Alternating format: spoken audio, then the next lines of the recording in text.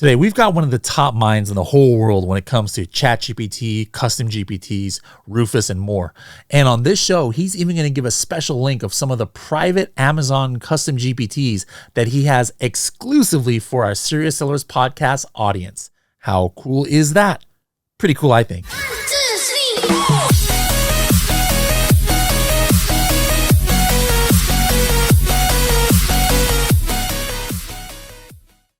Hello, everybody, and welcome to another episode of the Serious Sellers Podcast by Helium 10. I'm your host, Bradley Sutton, and this is the show that's completely BS-free, unscripted, and unrehearsed, organic conversation about serious strategies for serious sellers of any level in the e-commerce world. And for the first time on our podcast, he's been on the AM PM podcast before. He's been on webinars with us before, but the first time on the Serious Sellers Podcast, we've got Andrew Bell coming live and direct from, where were you even at right now? Owensboro, Kentucky. From Kentucky, live and direct from Kentucky. That's right. Yeah. We had some running jokes where in our elite workshop, there was some strange like keywords that you had never heard of, and your go-to excuse was you're from Kentucky. But I think you're selling the Kentucky is like, there's the blankety blank state, there's the blank state, Kentucky bluegrass state, right? That's right. Yeah. So you're selling the bluegrass, your bluegrass compatriots a little short there. Yeah. But anyways, welcome to the show. You have been in the e-commerce world for a little while, but let's go before e-commerce. We talked a little bit about this on the webinar, but people on the podcast might be the first time listening to you. Were you born and raised there in Kentucky? Just across the river. So yeah, basically. I was actually from a small town called Santa Claus, Indiana, which is real. It's not fake. It's a Christmas themed town, live on Blue Spruce Drive. There's a theme park called Holiday World. But Owensboro is just about 30 minutes away. So just across the river. Now, I know sports, that direction is very, popular. So is everybody like Kentucky Wildcats fan that's out there, or? Yeah, Kentucky fans. And my wife's brother runs at Louisville. He does like the 800 meter and stuff. And so I have a Louisville like a plate on the back of my car. And I'm Louisville pretty much Cardinals, right? Is it Cardinals? Yeah, that's right. Louisville Cardinals. And let's just say I'm not very welcome in Owensboro for that. Yeah, in certain places, people understand this kind of thing in the UK for like soccer teams, where if you go to a neighborhood that's all Manchester City, you better not be bringing your Manchester United stuff there. And then in Alabama, if you're like wearing your Auburn jerseys, like you could get beat up in some Alabama hotbeds. And so I think here in California, people don't care too much. There's a lot of sports teams out here, but we have some rivalries like Padres versus Dodgers and things like that. And we're actually gonna be talking about rivalries, like controversy about what is happening with AI and stuff. So this is kind of goes to it. But anyways, back to your backstory. You did not go to neither Louisville nor Kentucky for university. Where did you go? Went to Moody Bible Institute, which is a Bible college, a place strictly for, heck, they don't even have business majors there. It's strictly for preaching, missionaries. And then I, of course, studied ancient Greek and preaching. But of course you did. Yes. All right. Yeah. So was it 4 years? Yeah, 4-year degree? Yeah, 4-year degrees. It's actually called biblical languages. So it's a little bit of Hebrew, but mostly ancient Greek. I even to this day, I'll read in my Greek New Testament for my devotionals too. So I like keeping up with it. Think of it as like my Sudoku for the day. All right. So how in the world do you go from majoring in ancient Greek and biblical studies to e-commerce? Well, fill in the gap there. Oh yeah, obviously. It's like, it's a natural transition, right? No. Yeah, of course. Natural segue. Yeah, exactly. But no, I basically, what I did is I had come home from school at, graduation and such, and met my wife, and pretty awesome. Started, working for a church. And then I decided, I don't know if I want to do this anymore. I think I'm going to go into e-commerce world. So there was this company at the time called Touch of Glass that wasn't really doing Amazon. And I thought, oh man, this is a gold mine for like Amazon, for products to go up on there and to sell. And they're very niche. They're always the highest priced items, but I believe there was a lot of demand for it as well. And so that's when I enrolled in, this is not a promotion necessarily, but enrolled in Freedom Ticket. So you were my first teacher. So that's pretty. Myself and Kevin. Kevin. Yeah, you and Kevin. Yeah, that's right. Well, I'm wearing, we used to have an old Freedom Ticket. We had the original Project X, and I'm wearing I think you can see it here, a hat that has a X on it. That's why I'm wearing it. This is not just a Mighty Ducks hat, but this was the reason I get hats sometimes if it has like tie-ins to Helium 10 and Project X, as many people know, was in the original Freedom Ticket, and a lot of people learned about the coffin shelf from I remember that. videos. Yep.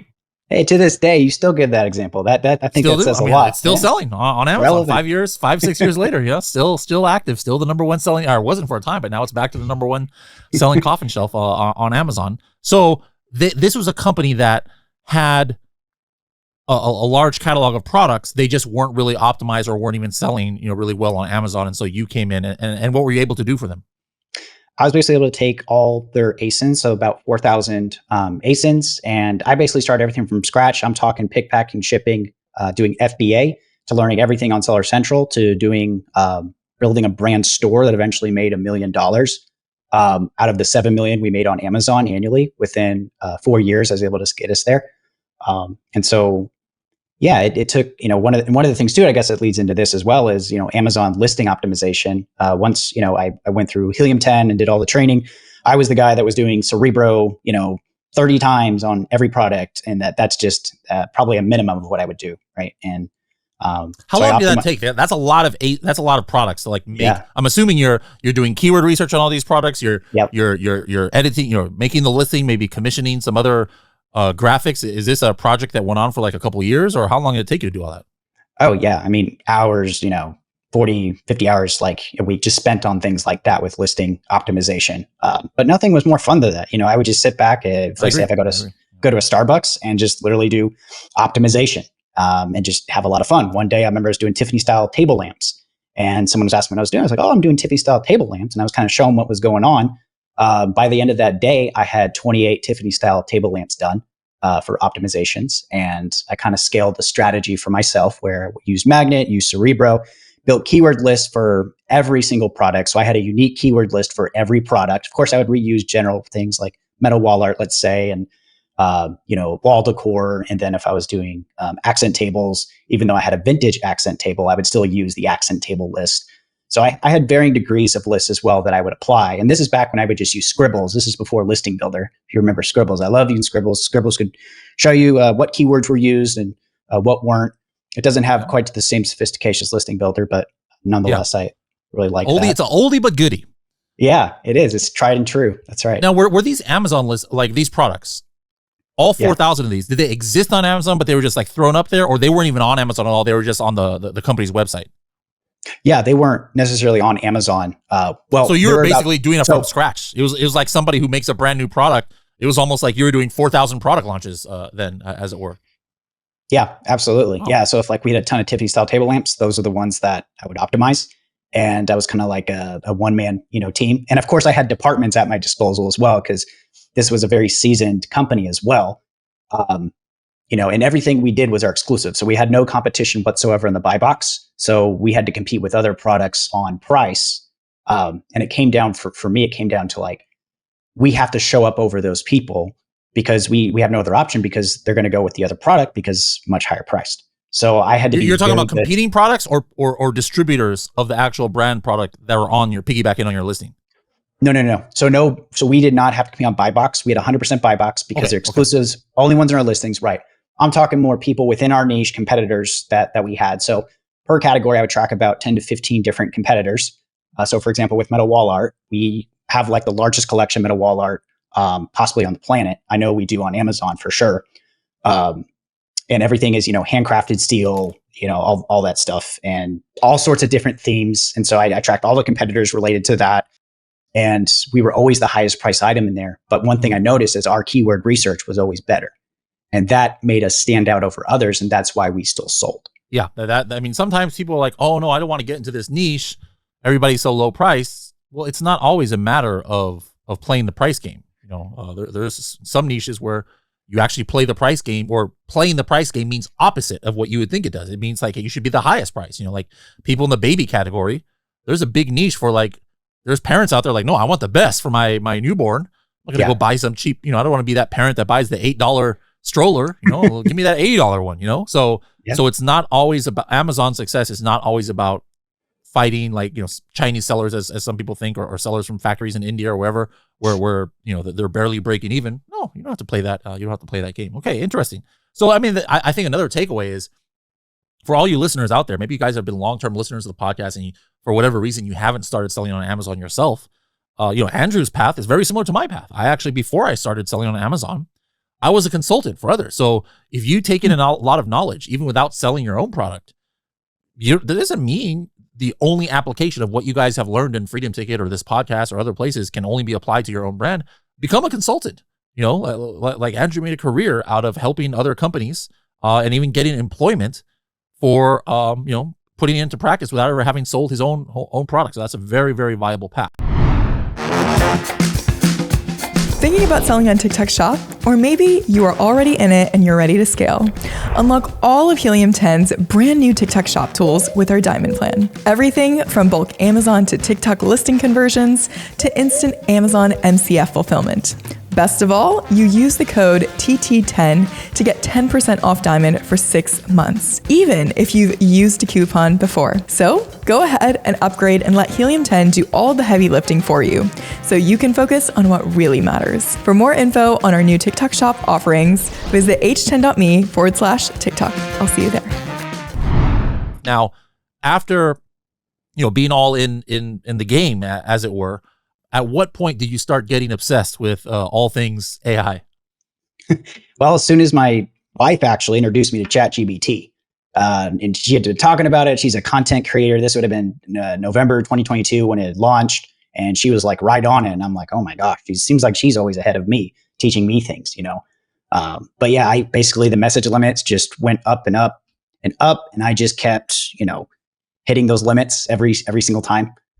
Once new models and such came out, you know, what ChatGPT 4.0, you know, or ChatGPT 4 cost back, you know, 2023, I believe April when it came out, is so cheap now. In fact, I don't think they even have it. They've retired regular GPT 4, at least on when you go and you have the regular account and such, and they have ChatGPT 4.0 instead. Okay. And so, yeah.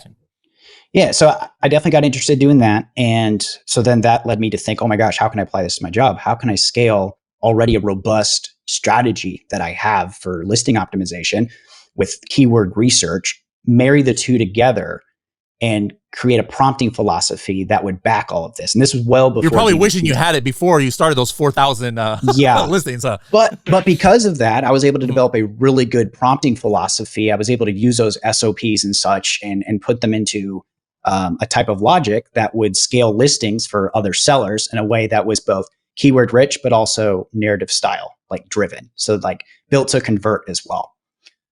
Because and that's the success that I had saw before. And so I did that, married also too with best practices. And this was well before GBTs came out. So then I decided, you know, I'm going to, you know, make a GBT out of this a year later. And that's, you know, by then I'd already like fine tuned all the prompts across different models. So when GBTs came out, the GBT store, it made perfect sense for me to turn everything into GBTs. And before you know it, and to this day, I have about 350 GBTs. I actually counted today, around 350, and 30 of which are Amazon related. And now I have the top.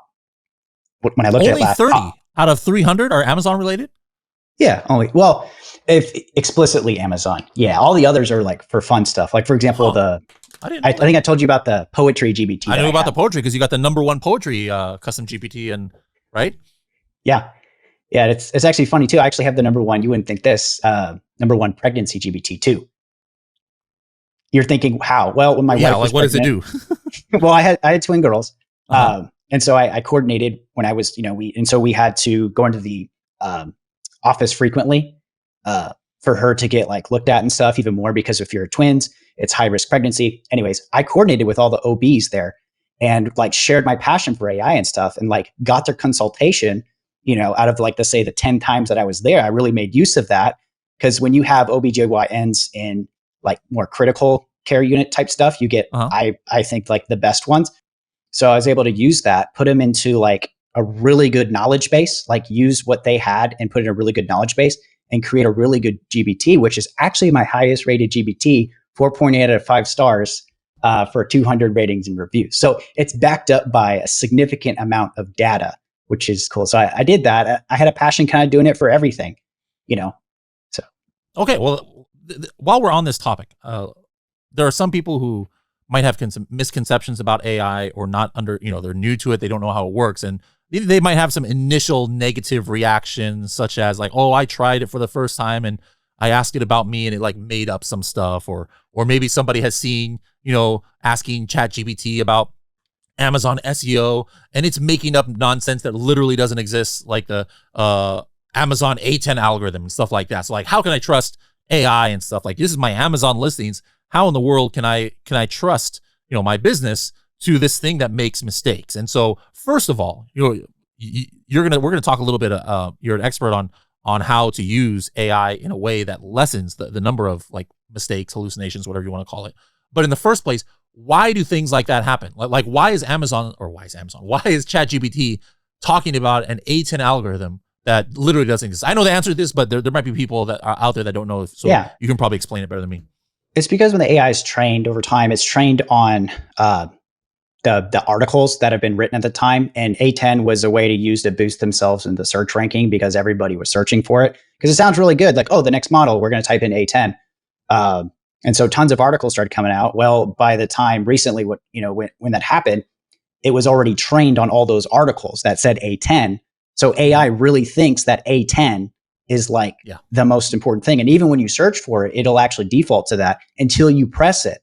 You press it and say, hey, I don't think that's correct. And then it'll say, well, I think it is. I'm like, you need to search a little deeper. And then finally it corrects itself with that. So, but that has a lot to do with like just having bad data too, like bad background information and kind of banking off like the hallucinations that existed before. But like with keyword, with the prompting philosophy I had that I developed, because it was already so robust and really good, I was able to then, like you said, reduce the number of hallucinations that exist.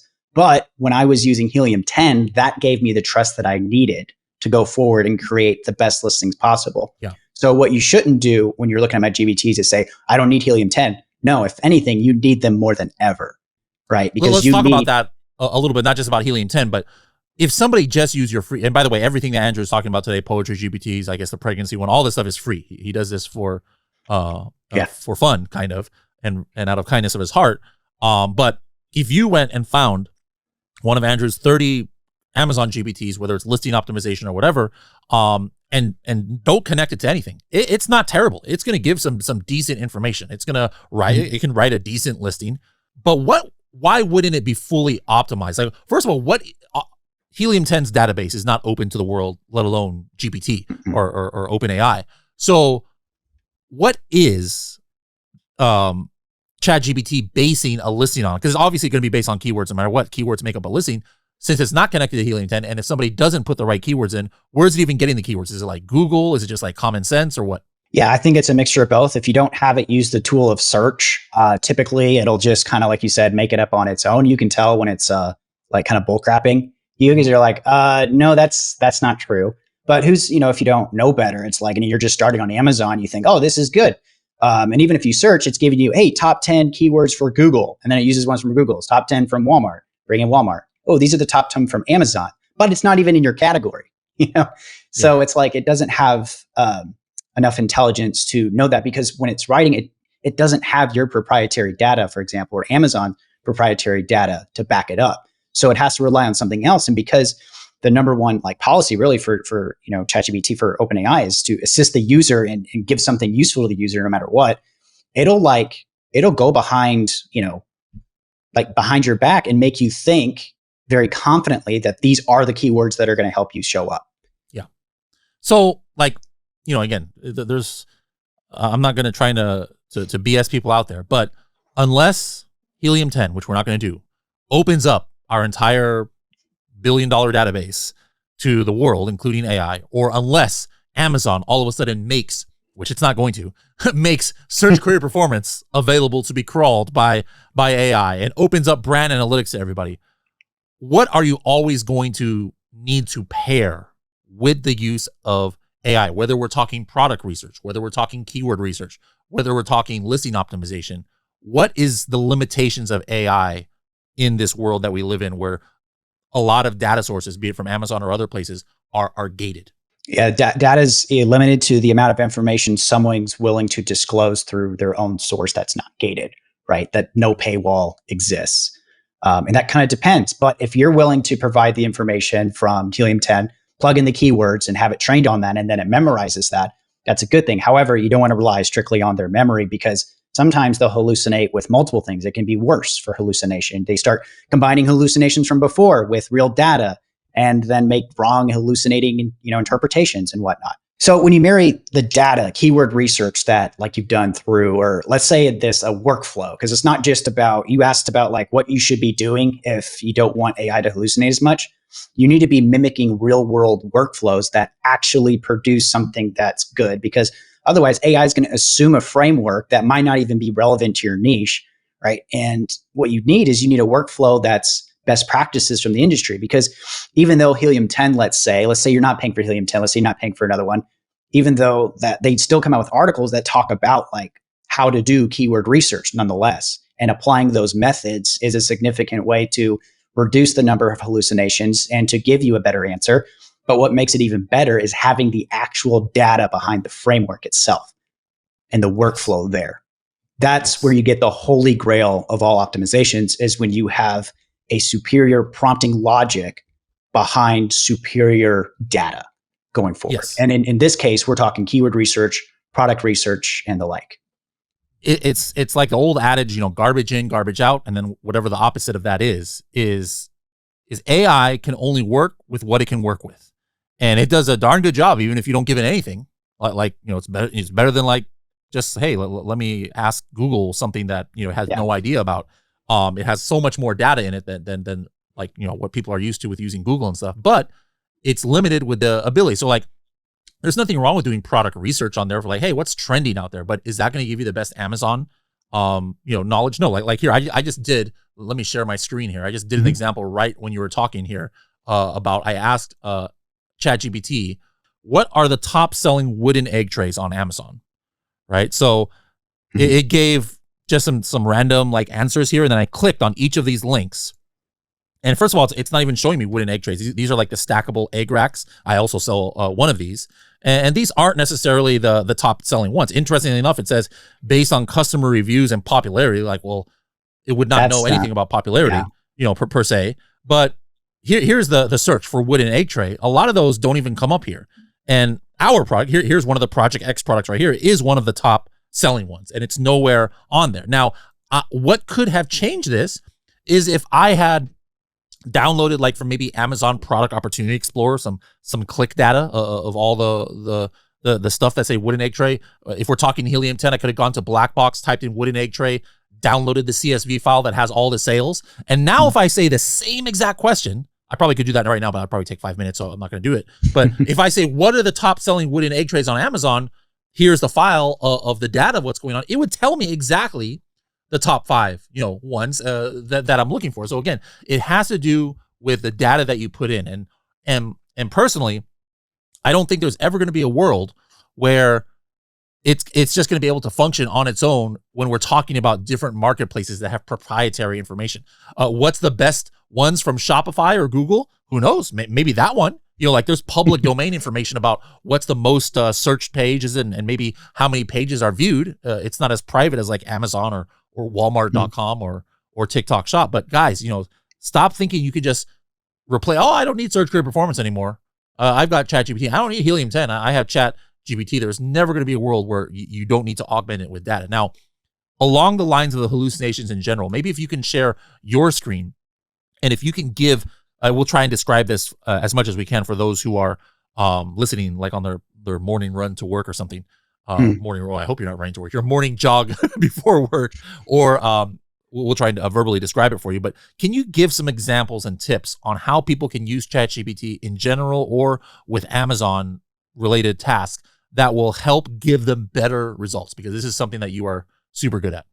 I think one thing I want to show is if I can screen share here. Sure. The product research kind of shows you like the market and if it's worth like putting a product up to begin with. So we did this in one of the others, Bradley. But I want to do which GPT, which version of GPT are we looking at here? So this is the product research GPT, and it's actually functioning off O3 reasoning model, which that means it spends a significant amount of time basically thinking through every different facet. So what this is going to do is it's going to go through 10 different possible dimensions in the research process for product research. And within each of those, it has its own research prompt. So it's not just, hey, find me the best product, right? The next best hit. It's like something you can put in your own product or a product that you want to try on Amazon or possibly launch. and it'll produce for you product research that's based on 10 different research prompts across 10 dimensions, each of which provides its own search as well. So first of all, my first takeaway is one way you can get better with just using ChatGPT is actually using a custom GPT like you've created that is doing like 75 million, or not that much, but a lot of prompts that you've programmed so that somebody doesn't have to go and type out 17 paragraphs of instructions. You've kind of like automated it here to go that extra mile. Exactly. It saves you the work. You don't have to store a prompt somewhere either, which is pretty nice, I think, as well. And you can then, plug in whatever product you want, and it keeps you in context no matter what. And that's the beauty of a GPT. Always keeps you in context. You don't have to store a prompt anywhere else. And it's extremely reliable as well. Yep. Okay. So here with the prompt, let's talk about, I'm going to kind of talk you through what's happening with like the reasoning process behind it. Okay. What product you want to do? I was thinking, let's just do what about the one I just showed, like the wooden egg tray or something? Yeah. Okay. Yeah. So I'm going to type in wooden egg tray. And basically it's going to go through its thinking process. And this is the distinction between a reasoning model and non, is it doesn't like think through everything all the way. It'll produce an answer that is immediate with with the regular model, but with the reasoning one, it's not the case. I like how it's kind of thinking out loud, as it were. It's like showing you what it's showing you the work. Different than, And that fosters trust in my mind of what's happening. So you need to follow and track it all the way. So it's like the user mentioned this, but there's no real direct question attached. So then it thinks through, it says, okay, for each dimension, I'll create 2 to 3 search queries, run them through a web search task. Each search query will target specific aspects of the product. I'll proceed with the structure for a thorough investigation. And then it's talking about, okay, I got the 3 searches here, as you see, the first search, and then it goes through 5 different sources, domains. So it goes through trends.google, DataBridge, market research, Amazon, Spur Research, ruralhandmade.com, which would make sense to search something like that. So niche, because we're talking about. So then it keeps going and does the same thing. And then once it retrieves the results, it summarizes the findings, gathers the top sources with citations. And then it says, I'll do this for each dimension. So it's repeating the same step consistently, you'll notice here. Mm-hmm. So here you have 3 search queries, about the same number of domains. Mm-hmm. And then as you continue going down, 3 search queries, same number of domains. And then you go down again. So many steps here. This is amazing. Yes. And so it goes very thoroughly. And that's the thing, using reasoning models, I highly encourage it because it cultivates and fosters trust with the model. And that's what you need because otherwise it's like you're kind of trusting it in the dark, especially when you're talking about data, which is, by the way, the number one reason why people are unwilling to use generative AI with PPC as an example. Yep. Because you're trusting with your money. Yep. So now it's looking at competitors. And so it'll go through and look at wooden egg trays in different retail channels. So for Amazon, Walmart, Etsy, wholesale suppliers. So it's searching Etsy here, Faire.com, Alibaba, Backyard, Barnyard.com. I mean, these obviously sounds like something that it would go into. Then dives into several other areas, competitor brands, pricing strategies, distribution channels. So you see the consistency with which it's going. It hasn't stopped, the consistency. Now, what did you have to do that this custom GPT is going into so much depth with just somebody typing in wooden egg tray? Like how many lines of prompts did you even give this? Or is most of this just it's using its own common sense of what it thinks it should do? No, this is something that has to be intricately put in because otherwise it could take it a million other directions. Yeah. Okay. I was about to say like this is pretty good for if it was just making it up on its own. Okay. Yeah, absolutely. So as you keep going, then it goes in, I'm digging into future trends for the wooden egg trays, similar products, search for insights on these various things. And then it keeps going. And at that point, it's gone through all the dimensions. So it faithfully went through all requested dimensions for the product ID of wooden egg tray. So each dimension now is presented with a research prompt that was used. The web search query is actually executed. So it shows its work here even more. Concise insight summary. And then the key findings. So here we find out the general egg tray market, all materials, is valued at $18.8 billion as 2025. Yeah. What is a small but growing premium subsegment? Yeah. Keyword tools show 3K, 5K average monthly US searches for wooden egg trays. Steady interest, but not yet saturated. Google Trends indicate mild but consistent 5-year growth for wooden egg tray, peaking each spring. But even here, look, it cited this, and I'm sure it's citing from another source, but like notice it's just the the Amazon page that it shows. So this is another thing where like having even better data, like, sure. It's this kind of helps making up that number because obviously that wooden egg holder listing does not say in there, hey, the search volume is this. Like that's not what comes on Amazon. So that's why people have to be careful about, no matter how good the prompt is, it still can, like wants to, it's kind of like that 7-year-old kid when there's guests coming to the house and they want to kind of like show off, hey, look what I can do. It's like, hey, I don't want to disappoint, so let me, show off a little stuff here. But then what I would do right here is I'd be like, I would have maybe, if we're not talking about products and we're just talking about the general market, I would have maybe gone to Historical Cerebro and downloaded maybe a few of the months, or Magnet, actually. Magnet would be better in this case. Any keyword that has egg tray in it, and then some of that historical search volume. And if I were to manually like download in Excel all these things from Helium 10 and find out which keywords are increasing in search volume over time or decreasing, I mean, that would take forever if it's even possible. But I could just literally just download it and give the raw data, and then now all of a sudden this prompt would probably show me even better data based on what Helium 10 is giving.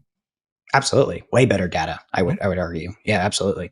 And then as you go down, competitor landscape says markets fragmented, boutique Etsy makers, DTC farmhouse brands, large import resellers on Amazon, eBay. No dominant national brand. Differentiation comes from wood species, kaya, walnut, bamboo, capacity, and aesthetic. Yep. Ceramic, metal, shelter holders compete on price. Yep. And then you have the customer pain points. So surface, negative reviews, complaints, and it gives again, this is important because it gives the research prompt. And the key findings are common complaint, shallow holes that let eggs roll, rough machining that splinters, finishes that aren't truly food safe, and trays too large for standard fridges as well. It looks like it's taken from forums as well. So like, reputable forums have come before. And you notice too, it'll take a little bit from Reddit as well. And here's the thing with this product research tool, you can actually be able to fine tune it with your sources. So there's a new version that I'm going to have coming out where you can actually be able to use whatever sources you think are most reputable for your product research. And imagine again, having putting your Helium 10 data into a product research prompt like this. Yes. Yeah, that's I mean, we're going to pricing strategy like elasticity. And remember, guys, those of you watching on YouTube, all he did was type in wooden egg tray. He didn't type in a question or anything. Now, you can't go to ChatGPT, guys, and type in wooden egg tray and expect this. The reason, again, this is coming out is because this is one of his 30 chat or custom GPTs. Real quick, for the people who are taking notes, where can they go to see this exact GPT to use it and your others? How can they find it on the interwebs out there? Well, you're going to get a link too. We're going to share the link with you in the description. We'll try to put that in the description. Perfect. Yeah, in the description. Yeah, I would say that's best. Okay. And if for some reason I can't get that or I don't remember it's there, if I type in Andrew Bell custom GPTs, Amazon or something, would that probably take me to the right place? Not this one because it's been gated for the webinars and so workshops. This is a special one. Then you're giving freebies that not even everybody else has access. Wow. Yeah. Okay. Look at that, guy. See what happens when you listen to the podcast? You get special freebies too that nobody else can get. I love it. Yeah, absolutely. You'll get a couple too. There's 2 or 3 that are not open to the public yet, in particular, and not even distributed. Through many other channels other than Helium 10, for example. So, yep, you'll get this product research one for free. In fact, I have several custom GPTs you can use. I have two that I haven't released: product research, product demand ideas, and e-commerce script agent, and then a special one called no M dashes, which if you've ever heard of AI, you've probably heard, having dashes is a sign of AI generated content. So if that's something you don't like, it's okay, you just plug it into no M dashes and it'll take care of it. Cool. All right, let's switch gears a little bit. I mean, still talk about Amazon, but another thing you talk extensively about is new things that have to do with AI that actually pop up in Amazon search results. And probably the most notable one would be Rufus. Now, I've done some studies where you can kind of see that in search at least, or in my opinion, for me personally, I don't use Rufus that much, but when I do, it's on the product page because I'm trying to say, hey, give me a summary of the reviews or give me the price history. Right. And then when I did a poll out there, it still seems like that's the predominant because that's in my opinion, that's where it's most useful is on the product page to do stuff that just the human eye can't do. But still, Rufus is coming up in search bar and search results, and there's many ways. So it's something that shouldn't be the very first thing I think that people optimize for, but anything that comes up in Amazon that affects how your product could be found, even if it's only like 1 out of 100 customers will use it, it doesn't matter, guys. You need to be optimizing for this thing. So in your opinion, what are the top things that sellers today should be optimizing for in today's world? Obviously, we can have a podcast next year. I'm sure the answer is going to be different. But right now in 2025, how should sellers be optimizing their listings when it comes to for better visibility, like with Rufus? Absolutely. Well, there's a lot of things you can do. Techniques of where you ask all sorts of questions about your product, and wherever it says, well, the product information doesn't provide this, but the customer reviews say this, you can basically take that information, that question. It's like, okay, if that's not answered somehow in the bullet points, here's a big thing. Rufus takes from everything on your product detail page, from your title to your product description to your attributes, bullet points, no matter how long they are. Rufus will take it. Rufus basically sees your product page as a knowledge base and takes from that specifically when it's on there. Now, what's pretty cool is when you use Rufus, let's say on the homepage, it'll provide you much more general things. But then when you search go to the search page and then ask questions from the search results page, you're going to get something deep within for that search term. So for example, if I'm typing in metal wall art, you're going to see options like, hey, compare these metal wall art to one another. But then when you go into a specific product, it actually mines down even deeper. And you can see things like show price history. You can see customer reviews with images that are provided too as well. There's a new feature actually that you can set the price of what you want. Like if it's 5% off and that's what you want to see, you can set it now, and Rufus will keep an eye on price for you and give you a notification when a price on a particular product has changed, whether it's 5%, where does that notification 10%. Come through on? Is it just like your Amazon app or what? Yeah, it's like on the Amazon app. Nice. And so Rufus, start doing that. Yeah, but you can only do it on especially the mobile like app. For deals like Prime Day. Depending on when this comes out, that's like maybe I need to buy something. I'm like, you know what? I'm going to wait a couple of days because it's going to be Prime Day or Black Friday. Let me set a notification like, hey, let me know if this product. I didn't know Rufus could do that. It's pretty cool. Yeah, absolutely. But it only works on the mobile app right now for that. Okay. In specific. And then one thing too is Rufus. I would definitely do. It's called visual label tagging. So putting text on your images, because Rufus can actually read and take into factor. In fact, this is pretty cool. When Rufus is asked a question, it'll take not just in all the text, but it'll take every image, look at every image at once, find the ones that's most relevant, right? And the most relevant one's going to be the one that answers the question with the text or implicitly does it, and then chooses an image based on that. And if it's a certain score above, I think it's like points, it's 70% likelihood, I think it'll like actually bring that image into the chat. So having text on your image helps you do that. And what's really cool is Rufus is actually seeing the image itself too. So one time when I typed in for a rug, I said, hey, I want to see this rug next to a chair and a couch, because I saw an image of that, and it actually brought that image in. Now, it took 4 tries, but that's because it's deciding how relevant it is to bring it in. So when you have both the image and text that answer the question, it actually helps you bring it in. So if someone's asking, what does this look like up close? Don't just put, this is, here's what it looks like up close. Here's the different, fibers, let's say, of a rug, but actually show the image of it up close. And it'll take both into factor, the text and the image, giving you a higher likelihood to bring that in the chat, which would then lead, I think, to better conversions. Because then, the person's seeing it from a visual point of view as opposed to not.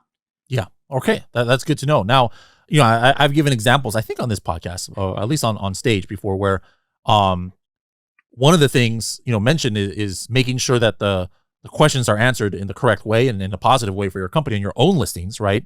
And if not, you go in and change your listing. And so those of us who have been doing listing optimization on Amazon for years know that, sometimes, hey, I want to be indexed for a new keyword. You edit your listing, you put the keywords in. Sometimes it takes like, at fastest, maybe like 3-4 hours to be indexed. That's true. Maybe a day or two. Guys, when I did something for Rufus, like there was a question that was not being answered correctly, or no, I'm sorry. It was being answered correctly, but my listing didn't have the right answer. Like it was something like, hey, is this coffin shelf durable or something like that? And it said, well, the listing doesn't say, but the reviews say no. And I was like, oh crap, I don't want this. I don't want this to be the number one thing. And so I literally changed one of my bullet points to say, this coffin shelf is very durable because of its wood, high quality wood finish. Guys, 10 minutes later, I asked Rufus the same question, or it was the autocomplete question. it said, yeah, you know what? According to this listing, it's very durable because of this and that. So like it is super fast. So it's something super easy to do, guys. Like to there's only like, so many auto questions that Rufus has in the autocomplete. You could like optimize for like less than 5 minutes here. So it's something that you definitely should do. Now, as far as other ways of influencing Rufus, like to me, like something in the future that would be, or even now if it's possible, I don't know, I've never tried it, but is being able to influence what are the autocomplete things that come up like in the search results, because that's where it's kind of like wide open. Somebody who goes on your listing, they already must have some buyer intent. But have you found any way to kind of like change what those auto suggest Rufus questions are, either on a page or on a search results? No, there's no known ability or way to do that. Now that being said, Rufus runs on, according to its patent, is run on click training data. In other words, when a question's clicked, that's immediately recorded when it's on a product page. So for example, if I'm on a metal wall art, piece, let's say it's abstract, et cetera, and I'm asked a question and I very frequently ask about the size of the item, right? That click training data with that product will be taken into factor. So yes, that type of question might not show up when I'm looking at a different type of product. Let's say we're coffin shelf, right? But if I go to another wall decor piece, it's going to make the assumption based on that click training data that I'm going to want to ask about size. And then it's going to put size first. Now, the validity of that, we are not 100% sure it's coming up. However, there's evidence recently, it just came out. I just posted about it recently on LinkedIn, where the customer questions that people are asking on the search results page are actually becoming a frequently asked section bar on the search result page on Amazon. So it says customers also ask, and it's the Rufus questions there. So the click training data has actually paid off because, and it's showing you the most popular ones that are being clicked for Rufus. And so that's actually showing up now across a number of different categories and your brand. I've noticed across almost every brand it's had that. So if you guys have a brand, type in your brand into Amazon. Right now, this works only on the mobile app. And scroll down just a little bit and you'll see customers ask, and it'll like give questions and answer questions about that brand. And those are answers that likely do come from Rufus because of that click training data. Okay. So guys, I mean, this is still, I mean, I know it's been around for like over a year now, but it's still, that's infancy when it comes to Amazon. Yeah. And it's changing, and you could see tests that are happening every day where somebody on LinkedIn will say, hey, look what's showing up in my browser, and nobody else has that. Well, what does that mean? That means Amazon is doing some kind of test, because they do a lot of tests with new and emerging technologies. And so guys, this is something that Amazon is going to continue to iterate on. And right now there's nothing from like the Amazon API or brand analytics that gives you Rufus data, but hopefully, fingers crossed, in the future, we're going to have some better data from Amazon that helps us to optimize even more and helps us to understand what we need to do. But in the meantime, guys, it's super simple what Andrew has talked about that you guys need to be doing now. But trust me, guys, this is going to affect later on how you might do your advertising and things like that. I personally don't think it's ever going to like take over the shopping experience. And the reason why is because Amazon is like, if I go to Amazon and because I'm looking for and I literally bought this last week, a 64-ounce insulated water bottle, there is nothing that can ever be made other than like a mind reader that is going to beat the experience of me typing in to search 64 OZ insulated water bottle and then seeing the results. Like, I am not going to sit there and have a 3-minute conversation with Rufus, Claude, or any other thing. If I already know what I want or I have a good idea, like to type that and see the results instantly, nothing is going to beat that as far as having like some two-way conversation. Where I think people are going to start or and I'd like to get your opinion on this, but my personal opinion, and none of us know anything, like we can just make guesses and stuff. We don't know what's going to happen in the future.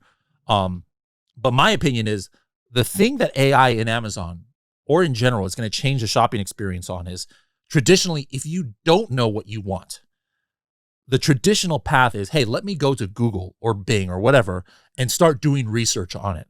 Like my kids are doing a theme party here next week. I think it's a tropical theme party. So like they might do stuff like start Googling, hey, tropical theme party ideas, or what are the best decorations to have if I'm doing, like they're literally having kind of like conversations, even in Google. That's I'm a not even talking about perfect using example. ChatGPT. And I think that if Rufus and other things get more sophisticated, Google is now out of the question. You can now just go to Amazon and start in Rufus some of these conversations when you don't know what you want. You're like, hey, Rufus, what do you think I should get? I'm doing a tropical theme party. What do you think I should get? Oh, you should do this and that. That to me is what the future of search is. Not necessarily the shopping experience is going to change, but the initial research that you might have done is going to change. What are your thoughts? No, I think that's an interesting point. And I think like with this, it goes beyond Rufus. I want to touch on two different points. One that you said the theme party that you're doing. Okay. Well, one of the GBTs I created was actually based on a paper recently came out by Amazon Science. And it's backed up by mostly authors that come from both the Rufus team, which I think there's 60 people now on the Rufus team, which is much more than anything else. Like as an example, there's no one on the Amazon Inspire team. So it's like they gut that out. And there was only one person on Amazon Post team. So that was a telltale sign that they were going to go out too. But there's 60 people now on the Amazon team. In fact, they're just now hiring somebody that's going to be a manager for both Rufus and Alexa, and how Alexa is going to take Rufus product intelligence. Because when you look at the job, you're seeing the future of what Amazon is creating. And so I really see with this science paper, it's really cool because it's taking that reasoning concept we talked about in product research, and it's actually going to apply it at scale on Amazon. Now we're a little bit farther from that, but I've said that before, and yet things accelerate at a pace that you couldn't believe. Reasoning models are expensive now, but they're going to be very cheap later on, because once upon a time, GPT-4 was really, really expensive, and I could do 10 messages every 3 hours. But now I barely ever hit the limit on GPT-4o. So all that to say, with your tropical style theme party, you could type that into Rufus. It'll reason through everything that you've ever searched, right? Then making assumptions of how you ask questions, of how you do filters, and bring that into a cohesive whole to give you everything that you would need for a tropical style, or at least suggestions. It's not saying everything that, oh, this is like something that we picked for you that we didn't think that you could do in yourself necessarily. But I think you'll be surprised by like having that proof of work with the reasoning models married to having products at every stage of question. Okay, this is interesting. Like we could go on and on. This has already gone on too much because this is good information. But guys, we're gonna have Andrew on maybe every other month here. Normally, we only have people on once every year on the podcast, and for most everybody we do. But those who are working on special projects with us, like on a certain theme, like AI is a huge thing for Helium 10 over the next year. So we're gonna try and have Andrew on like maybe every other month on a live show or a podcast where he can come on and tell us what's changing, because 2 months from now, who knows, 20% of what we talked about today might be different, because the world of AI, Rufus, and everything else is changing so rapidly. So Andrew, how we actually drop your link in our YouTube version of the video. So we're going to drop the link so people can see it in the YouTube version to get these custom GPTs. But how can people find you on the interwebs out there, just if they want to follow you and see what you do a little bit more? On the interwebs, LinkedIn. LinkedIn's the best. Yeah. All right. Just type in Andrew Bell. Hopefully I show up. I hope I look like my picture. So I love it. All right. Well, Andrew, I would say Eucharisto for coming on the podcast today. I know I butchered the pronunciation. There you go, Eucharisto. Hey, I can't use the excuse that I'm from Kentucky, but hey, I'm from California. We might be not as smart as those in Kentucky. But anyways, thank you for coming on the show this time, and we look forward to in a few weeks bringing you back.